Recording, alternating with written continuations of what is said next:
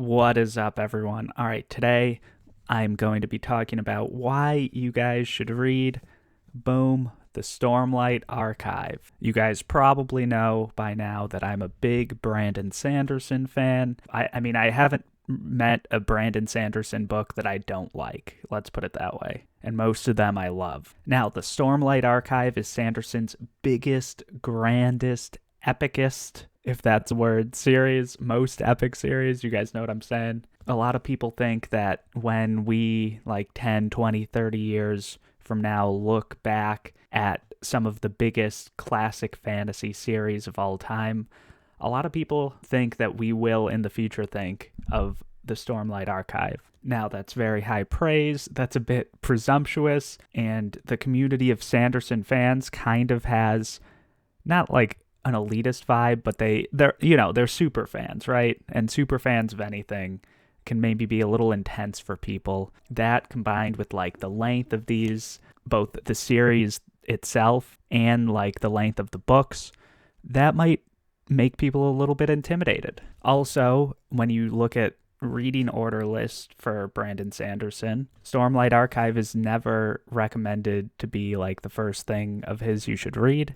Even in my own reading list, I recommend Mistborn, Warbreaker, and Elantris before Stormlight Archive, but you can certainly start with Stormlight Archive and it's totally okay. Now, in this video, I'm going to try to like lower that sort of intimidation threshold that some people might have and talk about why I like the series personally. Now, let's talk about the length. All right, so all these books are over 1,000 pages. They keep getting longer as well. This first book took me like almost a month to read.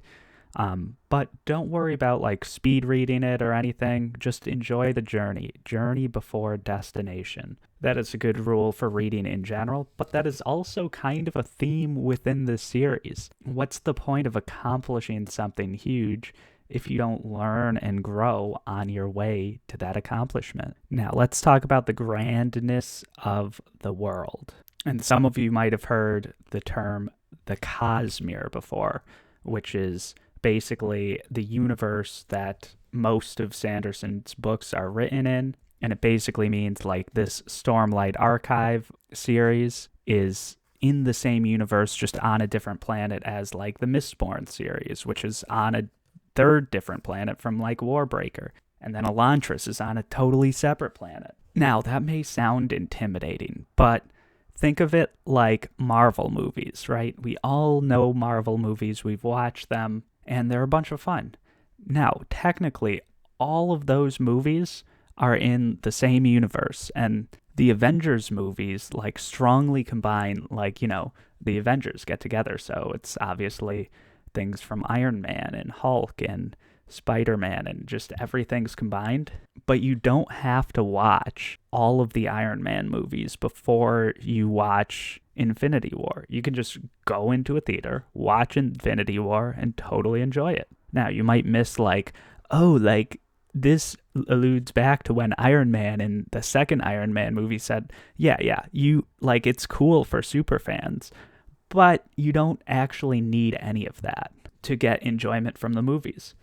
These Sanderson books, very similar. While there are some cool crossovers, they really aren't that big of a deal. Or at least they won't ruin a casual Sanderson's fans' enjoyment of the Stormlight Archive if they aren't getting everything from his previous series that are like, you know, touched on and barely alluded to within the Stormlight Archive. Now, let's talk about the length of these again. They do take a while. Obviously, I'm not going to deny that. But the writing style of these is, to me, very accessible. In fact, when Andy Smith was talking about Way of Kings in his review, he actually criticized Sanderson for over-explaining the magic system early on. And I'll just play the clip from his video. Sanderson often breaks the perspective he's writing from to explain things to his audience. So Sanderson, while he's writing from their perspective, will take a step out of that world and explain stuff to us that's happening, or explain backstory, or explain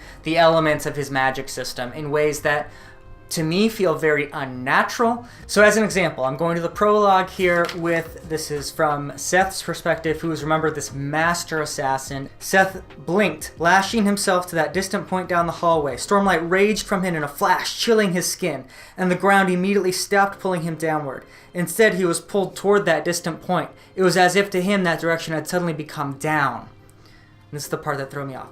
This was a basic lashing, first of his 3 kinds of lashings. It gave him the ability to manipulate whatever force, spren, or god it was that held men to the ground.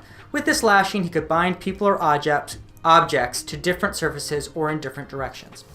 Obviously, that is not Seth's mind thinking this. He is a master, and he's in combat with guards that could potentially turn deadly, or does. This is not him thinking of these things. He wouldn't be thinking. He would be, oh, this is one of my 3 lashings that I have. This is Sanderson describing stuff to us in like a clear, almost classroom way. And it just takes me out.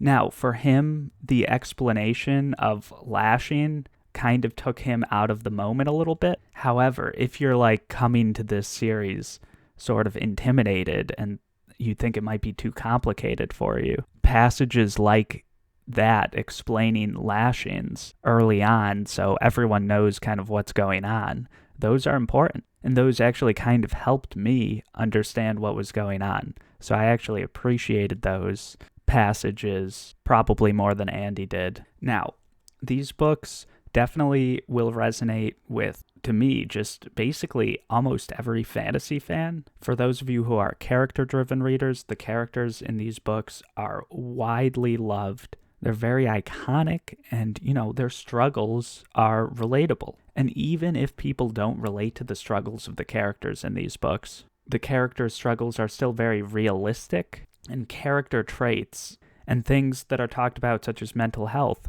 they're talked about in such a way that, again, realistic and relatable, but also they're part of the book's broader themes of kind of personal development. And it's to the point where I think the personal development theme is almost a little bit overly focused on, and things like solidarity and like more complex societal dynamics are not as explored as much as I would personally like them to be explored, particularly in a series that's this long and this epic. But the personal growth and personal improvement angle to all these characters is explained so well, and definitely better than almost every series I can think of. And also I think just, focusing more on the interpersonal level makes the series more accessible to a wider audience. And as far as plot-driven readers go, these books are separated into 5 parts. In every book, there's usually something interesting that happens at the end of all the parts, but certainly at the end of part 3s, there's what I call a part 3 plot twist,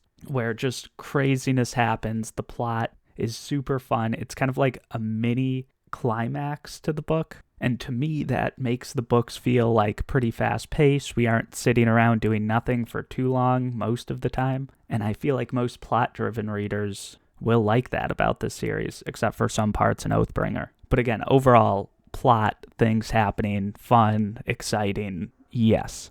I don't even know if I have anything else to say. Let me know in the comments below if you're starting your Stormlight Archive journey anytime soon. Definitely join my Discord if you want to talk more about these books, because, there are a lot of good Sanderson fans in my Discord who won't spoil anything. And, that's just like the benefits of having a series with a very devoted fan base. You can just ask them anything and they'll explain it to you and not give spoilers and just explain what you need to know. And it's just great. I love it. And I'm just very happy that I read Stormlight Archive last year. And I'm super excited for book 5. And yeah, that's everything. Like, comment, subscribe, and see you guys next time.